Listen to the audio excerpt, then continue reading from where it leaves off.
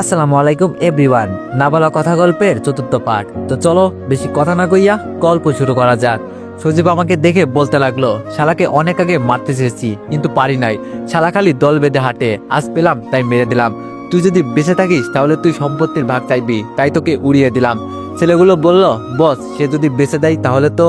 সজীব বলল, আরে চিন্তা নেই, এই মাল যদি বেঁচে দেয় তাহলে তার খালা বা পুলিশকে বলে দেয়, তাহলে তাকে সহ ওর পরিবারকে উড়িয়ে দিব।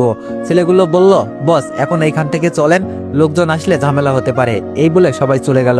এইদিকে এইসব শুনে আমার চোখ জোড়া আস্তে আস্তে বন্ধ হতে লাগলো। হয়তো আর কখনো এই পৃথিবী দেখা হবে না, হয়তো আর ভালোবাসার মানুষকে দেখা হবে না, হয়তো আমি আমার বাবা মার কাছে চলে যাব, হয়তো সজীবের কথাগুলো শুনবার জন্যই এতক্ষণ আল্লাহ আমাকে মারেননি।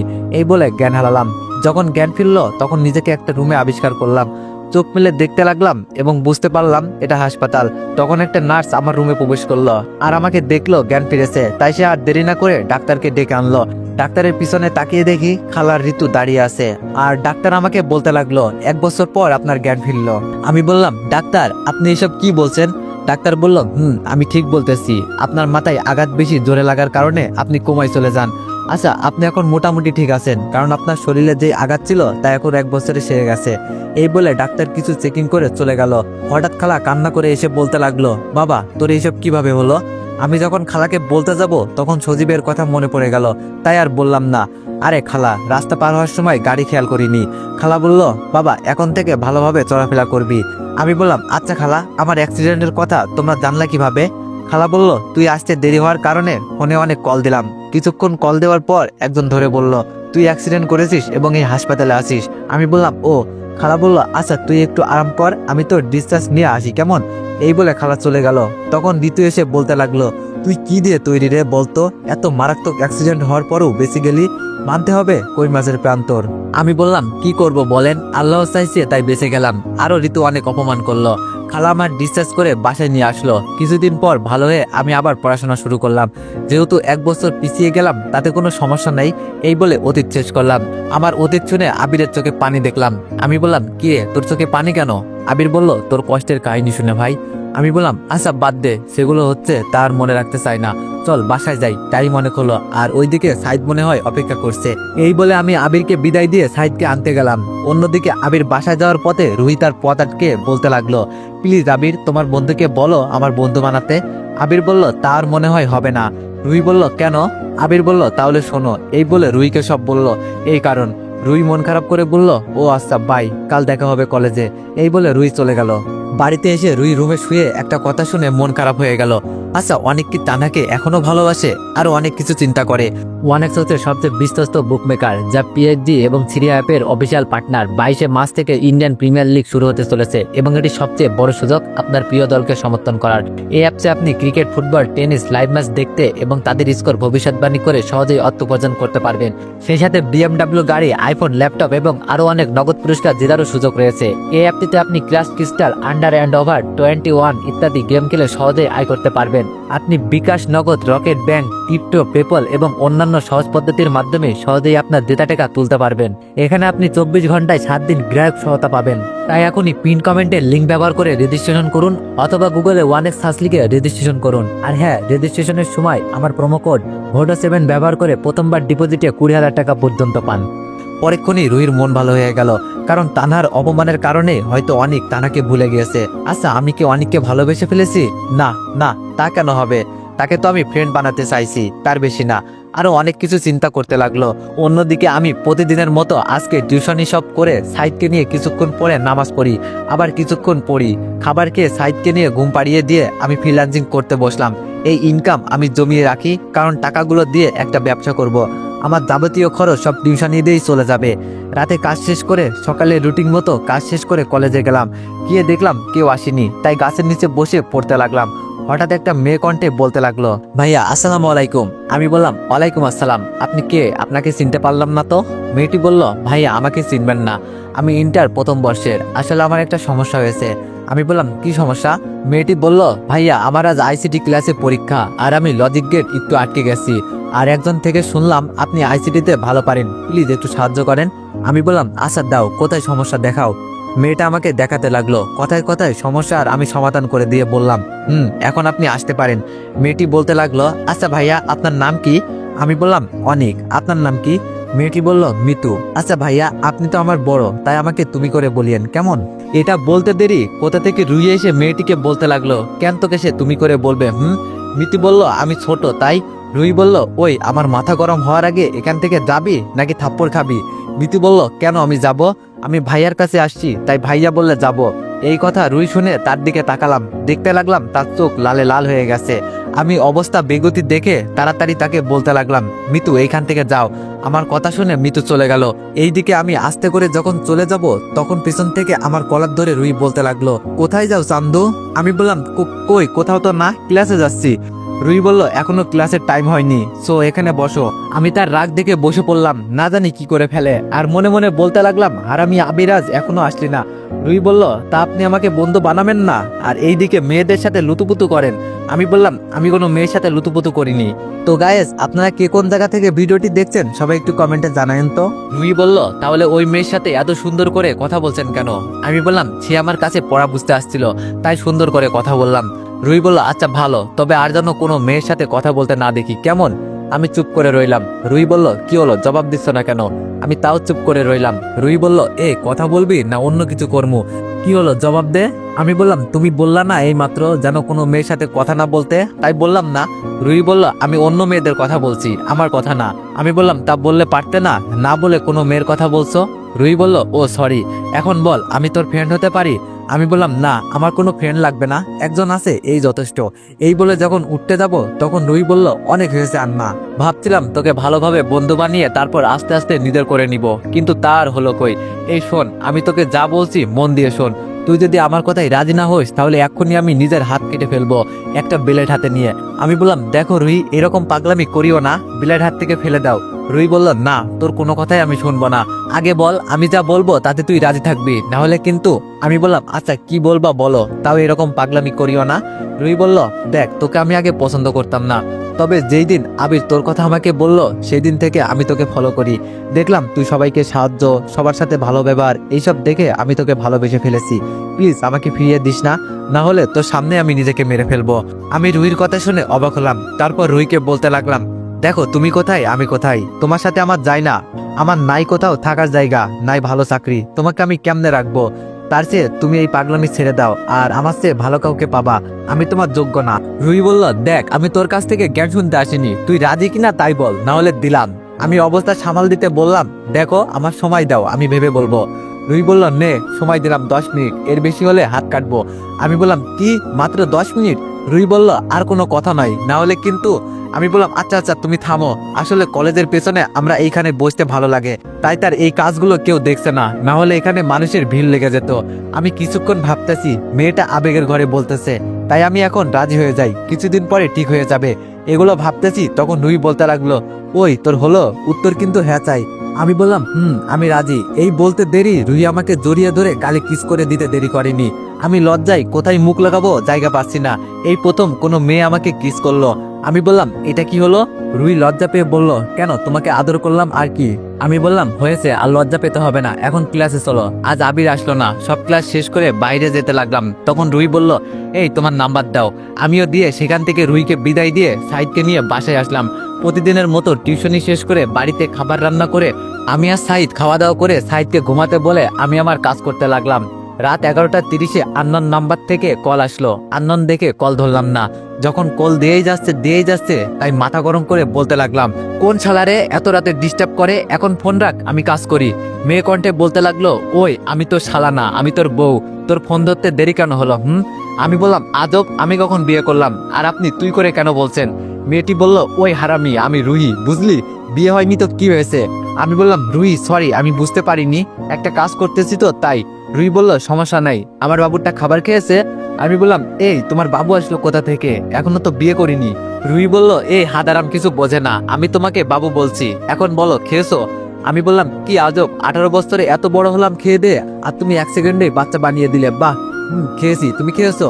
রুই হেসে বলল, এখন থেকে আমি তোমাকে বাবু বলে ডাকবো। আমিও খেয়েছি। রুইর সাথে আরো অনেকক্ষণ কথা বলে ঘুমিয়ে গেলাম। সকালে প্রতিদিনের রুটিন অনুযায়ী সাইদকে স্কুলে দিয়ে আমি কলেজে আসলাম। এসেই দেখি আবির ফোনে কার সাথে যেন কথা বলছে। তখন বললাম, কিরে হারামি, কার সাথে কথা বলছিস? আবির বলল, এই তো আম্মুর সাথে। বললাম, কেমন আছিস? আমি বললাম, আলহামদুলিল্লাহ, তুই? আবির বলল, আলহামদুলিল্লাহ, চল ক্লাসে। এই বলে যখন ক্লাসের দিকে হাঁটা ধরলাম তখন পিছন থেকে রুহি বলল, আমাকে না নিয়ে চলে যাচ্ছ কেন? আর আসার সময় কল দিলা না কেন অনেক? আমি বললাম, তোমাকে দেখে নাই তাই দুইজন চলে যাইতেছি, আমার ভুল হয়ে গেছে ফোন দিতে। আচ্ছা এখন রাগ না করে ক্লাসে চলো। এই বলে ক্লাসে চলে আসলাম। আমি আবিরের সাথে বসেছি আর রুহি তার বান্ধবীর সাথে। মামা, যেই মেয়েকে তুই বন্ধু বানাতে চাইছিলি না সেই মেয়ে তোর উপর এত অধিকার কেমনে মামা? আমি বললাম, আরে তেমন কিছু না, এখন ক্লাস কর। আবির বলল, বলবি নাকি অন্য কিছু করব? আমি বললাম, কি করবি? আবির বলল, এখন রুহির দিকে একটা কাগজ মারবো, স্যারকে দেখিয়ে এমন ভাবে মারমো যেন স্যার আমাকে না দেখে তারপর স্যার জিগাইলে আমি কমু তুই মারছস। এখন বল, সোজা বলবি নাকি অন্য কিছু করবো? আমি বললাম, ভাই তোর কাছে মাপ চাই, এত বড় মিথ্যা বলিস না, আমি বলছি শোন। এই বলে আমি তাকে সব বলে দিলাম। আবির বলল, কি কস মামা, তলে তলে টেম্পো চালাও, আমি কইলেই কিছু না? এখন টিপ দিবি, না হলে সবাইকে বলে বেড়ামু। তুই তো জানোস বন্ধুকে কথা বললে সেই কথা 5G গতিতে ছড়াবে। এখন মুখ বন্ধ রাখতে চাইলে টিপ দিবি। আমি বললাম, আচ্ছা। আবির বলল, দেখ দেখ তো লাইলা তোর দিকে কেমন আর চোখে তাকিয়ে আছে। আমি আবিরের কথায় তাকিয়ে দেখি সত্যি। আমি রুহির দিকে তাকাতেই রুহি আমাকে চোখ মারলো। তা দেখে আমি লজ্জায় তার দিকে আর তাকাইনি, পড়তে মন দিলাম। সব ক্লাস শেষ করে আবিরকে বিদায় দিয়ে সাইদকে আনতে যাওয়ার সময় যখন কলেজ থেকে বাইরে আসতে যাবো তখন রুহি ডেকে বলল, ওই হারামি, তুই আমার দিকে তাকাস নাই কেন?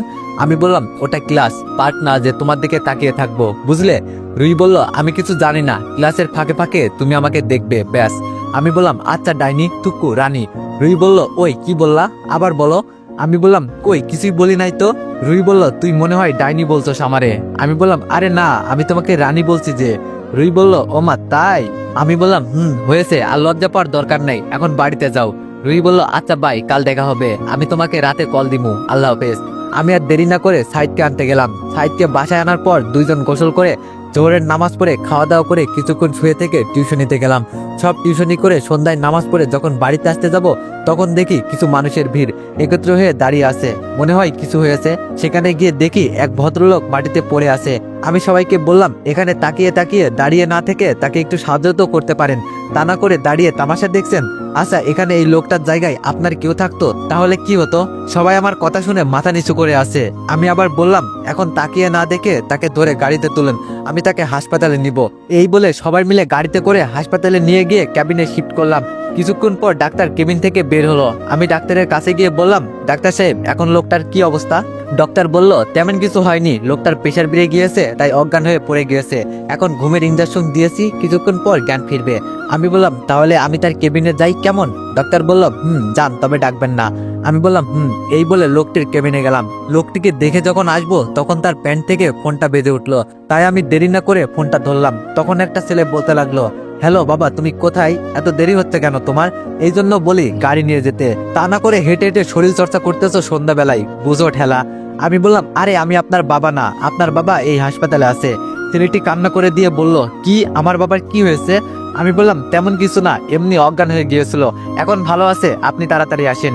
ছেলেটি বলল, আচ্ছা আপনি 5 মিনিট অপেক্ষা করেন আর কেবিনের নাম্বার বলেন, আমি আসতেছি। আমি বললাম, 2য় তলায় 50 নম্বর কেবিনে। কিছুক্ষণ পর একটা ছেলে আসলো আর আমাকে বলতে লাগলো, ভাই আপনি কি ফোন ধরেছেন? এতক্ষণ আমার মাথা নিচু ছিল। তার কথা শুনে বলে মাথা উপরে তোলার পর আমি যাকে দেখলাম তাকে দেখে আমি পুরো অবাক।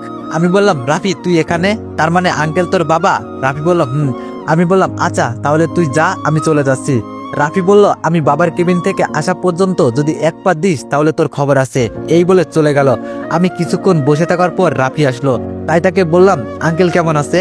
রাফি বলল, ভালো, এখন ঘুমাই। আমি বললাম, তাহলে এখন যাই আমি? রাফি বলল, আমি বলছি যেতে। আমি বললাম, না। রাফি বলল, তাহলে এরকম কেন করছিস? তোর সাথে কথা আছে অনেক। আমি বললাম, শুন, বাড়িতে আমার ভাই আছে 8 বছরের, এখন আমার দেরি হয়ে গেছে, ছেলেটা একা ঘরে, তোর সাথে কাল কথা বলবো, কাল শুক্রবার আছে। রাফি বলল, কেমনে কি, ছেলে আসলো কোথা থেকে? আমি বললাম, তোকে সব বলবো পরে, কাল এই পার্কে 9টায় চলে আসিস। রাফি বলল, তাহলে তোর নাম্বারটা দে। আমি বললাম, এই নে। রাফিকে নাম্বার দিয়ে আমি এশার নামাজ পড়ে বাসায় চলে আসলাম। দরজা খোলা মাত্রই সাইদ দৌড়ে এসে আমাকে জড়িয়ে ধরে কান্না করে দিল। আমি বললাম, এই কান্না করছিস কেন? সাইদ বলল, আমি তোমার জন্য ভয় পাইছি, তুমি যদি হারিয়ে যাও তাই, তুমি আর দেরি করে আসবে না। আমি বললাম, আচ্ছা পাগল একটা। আমি কি বাচ্চা যে হারিয়ে যাব? আচ্ছা চল এখন খেতে, আমার অনেক ক্ষুধা লাগছে। সাইদ বলল চলো। আমি ফ্রেশ হয়ে খাবার তৈরি করে দুইজন মিলে খেয়ে পড়তে বসলাম। অনেকক্ষণ পরে সাইদকে ঘুম পাড়িয়ে আমি ফ্রিল্যান্সিং করা শুরু করে দিলাম। কাজ শেষ করে ঘুমাইতে যাব, তখন রুহি দিল কল ধরে বললাম আসসালামু আলাইকুম, কেমন আছো? রুহি বলল ভালো, তুমি? আমি বললাম আলহামদুলিল্লাহ। খাওয়া হয়েছে? রুহি বলল তোমার? আমি বললাম কি করো? রুহি বলল এই তোমার সাথে কথা বলি। তুমি? আমি বললাম আমিও। রুহি বলল আচ্ছা শোনো, কালকে শুক্রবার, তাহলে সকালে কোথাও ঘুরতে যাই, চলো না? আমি বললাম না, আমার কাজ আছে আর একদিন। রুহি বলল কি এত কাজ যে শুক্রবারে? আমি বললাম অনেক কিছু, কাল না অন্য আরেকদিন। এটা বলার পর রুহি কল কেটে দিল, মনে হয় রাগ করেছে। অন্যদিকে একটা অজানা ছেলে আর একটা অজানা মেয়ে কথা বলতেছে। মেয়েটি বলল হ্যালো বাবু, কেমন আছো? ছেলেটি বলল ভালো, তুমি? মেয়েটি বলল ভালো। ছেলেটি বলল তুমি তো মিশনের চক্করে আমার কথা ভুলেই গেছো। মেয়েটি বলল আরে না বাবু, যদি ভুলেই যেতাম তোমাকে ফোন দিতাম, বলো। মেয়েটি বলল আমার মিশন শেষ হলে তোমার কাছে একেবারে ফিরে যাব, কেমন? ছেলেটি বলল তোমার কাজ কখন শেষ হবে? মেয়েটি বলল মাত্র শুরু করলাম, 8-9 মাস লাগবে। হয়তো আমার ফর্মুলা কাজে দিতে দেরি আছে, আমার সাথে লাগতে আসার কল বুঝতে হবে। আচ্ছা বাই, এই বলে কল কেটে দিল। তো এভরিওয়ান, তোমরা যারা এইটুকু বুঝতে পারোনি, গল্পের সাথে থাকো, অবশ্যই বুঝতে পারবা। এইদিকে আমি আসলে রুহির সাথে যাওয়ার ইচ্ছা নেই, আর কাল রাফির সাথে দেখাও করতে হবে, তাই এগুলো আর না ভেবে ঘুমাতে গেলাম। আমার চোখে ঘুম আসে না। দিনটা যতটা ভালো যায়, রাত কিন্তু ততটা ভালো যায় না। রাত এমন একটা অন্ধকার যেটাতে শুধু অন্ধকারে কালো অতীত মনে পড়ে। একটা দিনের শেষ যেভাবে সূর্য ডোবার সাথে শেষ হয়, সেখান থেকে শুরু হয় সেই অন্ধকার রাত, যেটা তত গভীর হয় ততটা কালো অতীত মনে পড়ে। সেখানে প্রিয়জনের অবহেলা, ভালোবাসার মানুষের কাছে অবিশ্বাসের অপমানের পাত্র ছাড়া আর কিছু ছিল না। আমি তাকে এখনো অনেক ভালোবাসি, কিন্তু তাকে আমার ভালোবাসা বোঝাতে পারিনি। হয়তো সব ভালোবাসা পূর্ণতা পায় না, তবে তাকে অনেক ভালোবাসি আর বাসবো। এগুলো ভাবতে ভাবতে ঘুমিয়ে গেলাম। সকালে ফজরের নামাজ পড়ে কিছুক্ষণ ঘোরাঘুরি করে বাসায় এসে খাবার তৈরি করে সাইদকে নিয়ে খাবার খেয়ে একটু দুইজন গল্প করতে করতে 8:45 হয়ে গেল। তাই সাইদকে বললাম তাড়াতাড়ি রেডি হতে, ঘুরতে যাব। সে ঘুরতে যাওয়ার কথা শুনে অনেক খুশি হয়ে রেডি হতে গেল। কিছুক্ষণের ভিতরে দুইজন রেডি হয়ে গেলাম পার্কে। সেখানে গিয়ে দেখি রাফি গাছের নিচে বসে আছে। তার কাছে গেলাম, তখন রাফি বলতে লাগলো কিরে এই কিউট পিস্তিটা কে? সাইদ বলল ওই আমাকে কে পিস্তি বললো রে? রাফি বলল ওরে বাবা, পোলা তো নয় যেন আগুনের গোলা। সাইদ বলল আমি অনেক বড় হয়েছি বুঝলে, আমার নাম সাইদ, নাম ধরে ডাকবে, কেমন? না হলে খবর আছে। রাফি বলল আচ্ছা পিচ্চি টুক্কু ভাইয়া। সাইদ বলল অনেক ভাইয়া, দেখো না তোমার বন্ধু আমাকে খেপাইতেছে, আমি কিন্তু রাগ করব। আমি বললাম এই তোরা থাম রাফি, এটা আমার ভাই। রাফি বলল কিভাবে? আমি তো জানতাম তোর কোনো ভাই নেই। তাহলে? আমি বললাম তোকে সব বলবো, এখন চল কিছুক্ষণ হাঁটি। কিছুক্ষণ হাঁটার পর রাফি বলল চল সামনের রেস্টুরেন্টে, ওখানে বসে সব কথা হবে, আমাকে অনেক প্রশ্নের জবাব দিতে হবে তোকে। আমি বললাম সব বলবো। এই বলে তিনজন রেস্টুরেন্টে গিয়ে বসলাম খাবার খাওয়ার জন্য। খাবার অর্ডার দিয়ে রাফি আমাকে বলল আমি কাজিন থেকে শুনেছি তুই কি বলে তানাকে ধোকা দিছস, তুই কি বলে তানার সাথে রিলেশনে থাকা অবস্থায় আরো একটা রিলেশন করতি। কাজিন আমাকে বলল সে তানার কাছ থেকে শুনেছে। আমি বললাম এখানে তুই যা শুনেছিস সব সাজানো। দেখ তুই জানতি আমার মামাতো বোন আমাকে সহ্য করতে পারতো না, সে আমাকে হাসি খুশি দেখতে পারতো না। রাফি বলল এখানে ঋতু কি করলো? আমি বললাম বলছি। তারপর তাকে সব বললাম। এইসব বলার পর সাইদ আর রাফির দিকে তাকিয়ে দেখি চোখে পানি। সাইদ বলল ভাইয়া তোমার জীবনে এত কষ্ট আর তুমি এত হাসি খুশি থাকো। আর রাফি বলল আমার তোর উপর বিশ্বাস ছিল, একথা শুনে তোকে অনেক ফোন করেছিলাম, তবে তোর ফোন বন্ধ ছিল, তাই তোর সাথে যোগাযোগ করতে পারিনি। অনেক চেষ্টা করেছি, কিন্তু সজীব এটা করবে ভাবতে পারিনি। আমি বললাম আমি ভাবছিলাম কখনো তাদের কাছে যাব না সম্পত্তির ভাগ চাইতে, কিন্তু এখন আমি ভাবছি তাদের বাড়ি ছাড়া করবো একদিন, তা খুব তাড়াতাড়ি। আচ্ছা বাদ দে, এখন খাবার এসেছে, খাবার খা। এই বলে সবাই খাবার খেতে লাগলাম। খাবার খেয়ে বিল দিয়ে আবার হাঁটতে লাগলাম। তখন রাফি বলল আচ্ছা তুই কি এখনো তানাকে ভালোবাসিস? আমি বললাম হয়তো বাসতাম, তবে তার বলা শেষ কথা আমাকে এখনো ভাবাই, আদৌ সে কি আমাকে ভালোবাসতো? রাফি বলল আচ্ছা সে যদি আসতে চাই তাহলে কি করবি? আমি বললাম সেটা সময় বলে দিবে। রাফি বলল আচ্ছা তুই তোর অফিসে কখন বসবি আর কত? ম্যানেজার কাকা সামলাবে, ও তো বুড়ো হয়ে গেছে, এখন তো তাকে বিশ্রাম দে। আমি মুচকে হাসি দিয়ে বললাম বসবো, সময় হলে বসবো, এখন মাঝে মাঝে গিয়ে দেখে আসি শুধু। আর 2 মাস পর ফাইনাল পরীক্ষা, তারপর এমনি প্রতিদিন যাব, তবে সময় এলে নিজেকে প্রকাশ করব। তো গায়েস আপনাদের সবকিছুই বলা হবে। রাফি বলল সেটা তোর ইচ্ছা। সাইদ বলল ভাইয়া এটা কি শুনলাম আমি? আমি বললাম আরে না, এটা এমনি, আমার সাথেও দুষ্টামি করছে তোমার ভাই। সাইদ বলল ও। রাফি বলল বাবু। সাইদ বলল ভাইয়া তোমাকে বলছি না আমাকে বাচ্চা বাবু না ডাকতে, দাও তোমার সাথে কথা নাই। রাফি বলল আরে আরে আমার বড় ভাইটা দেখছি রাগ করছে, আচ্ছা আর ডাকবো না, এখন আমার সাথে কথা বলো। সাইদ বলল না বলবো না, তুমি পচা। রাফি বলল, আচ্ছা কি করলে আমার ভাই আমার সাথে কথা বলবে? সাইদ বলল, কান ধরে সরি বলো, তারপরে দেখা যাবে। রাফি বলল, এটা না করলে হয় না? সাইদ বলল, না, করতেই হবে। রাফি বলল, আচ্ছা বাবা, এই কান ধরলাম, এই সরি বললাম, এখন তো মাফ করো আমাকে। সাইদ বলল, আচ্ছা মাফ করে দিলাম, আর আমাকে বাচ্চা বাবু ডাকবা না। রাফি বলল, না রে ভাই, আর বলবো না, আমার ভুল হয়ে গেছে। আমি বললাম, আচ্ছা তোরা কি এখানে একেবারে চলে আসলি নাকি? রাফি বলল, কিন্তু আমি এখনো না, অনার্স প্রথম বর্ষ শেষ করে আসবো, এখন চলে যাব। আমি বললাম, ও। রাফি বলল, তুই তাহলে এখন কি করিস? আমি বললাম, এখন 3টা টিউশনি করাই আর ফ্রিল্যান্সিং করি। ফ্রিল্যান্সিং বললে ভুল হবে, এটা আমি অফিসের কাজ করি। রাফি বলল, ও তাহলে সাহিত্য ঘরে একা থাকে তাই না?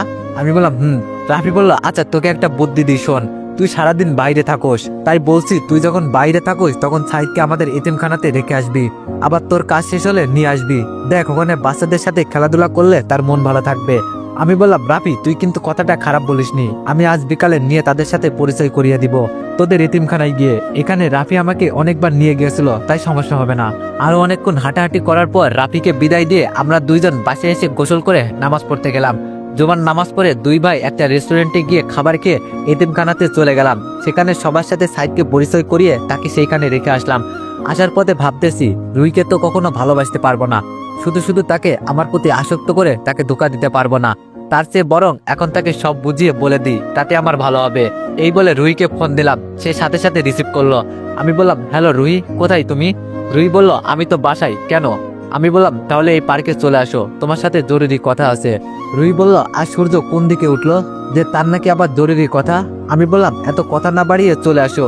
রুই বলল, আচ্ছা, তবে রাতে বললা যে তোমার কাজ আছে। আমি বললাম, কাজ শেষ, এখন তুমি আসো। এই বলে ফোন কেটে দিলাম। কিছুক্ষণ পর আমি পার্কে গেলাম, সেখানে গিয়ে দেখি রুই একটা গাছের নিচে বসে আছে। আমি দেখে অবাক হলেও কিছু বললাম না। আমি রুইয়ের কাছে গিয়ে বললাম, কেমন আছো? রুই বলল, ভালো, তুমি? আমি বললাম, আলহামদুলিল্লাহ। আচ্ছা, যেটার জন্য তোমাকে ডাকলাম। রুই খুশি মনে বললাম, বলো। আমি বললাম, আগে আমাকে ওয়াদা করো কিছু উল্টোপাল্টা করবা না। রুই বলল, কি এমন কথা যে শুনে আমি খারাপ কিছু করব? আমি বললাম, আগে ওয়াদা করো, আমি বলতেছি। রুই বলল, আচ্ছা করলাম, এখন বলো। আমি বললাম, দেখো রুই, তুমি হয়তো জানো না আমি আগে একজনকে ভালোবাসতাম। রুই বলল, আমি জানি, আবির বলেছিল। আমি বললাম, ও তাহলে ভালো। এখন সোজা কথায় আসি, দেখো তুমি আমার চেয়ে ভালো কাউকে পাবা। তুমি যদি আমাকে ভালোবেসে কাছে পাও তাহলে আমি তোমাকে কখনোই ভালোবাসতে পারবো না। দেখো, আমার কোনো ভবিষ্যৎ নেই, কিন্তু তোমার আছে, তাই বলছি আমাকে তুমি ভুলে যাও। রুই কান্না করতে করতে বলল, দেখো তোমার চেয়ে ভালো লাগবে না, তুমি হলেই চলবে। আমি বললাম, দেখো তুমি আমাকে কথা দিয়েছো, আর দেখো জোর করে কখনো ভালোবাসা হয় না, তাই আর বেশি কষ্ট পাওয়ার চাইতে এখন কম কষ্ট পাওয়াই ভালো, তুমি আমাকে ভুলে যাও রুহি। রুহি কান্নাতরিত গলায় বলতে লাগলো, যেহেতু তোমায় কথা দিয়েছি সেহেতু কথা রাখবো, কিন্তু আমি এখন বলছি তোমাকে আমি সারা জীবন ভালোবেসে যাব। আচ্ছা এইসব বাদ দাও, হয়তো ভালোবাসা আমার ভাগ্যে ছিল না, তা আমরা কিন্তু বন্ধু হতে পারি। আমি বললাম, রুহি বলল, আচ্ছা চলো ঘোরাঘুরি করব।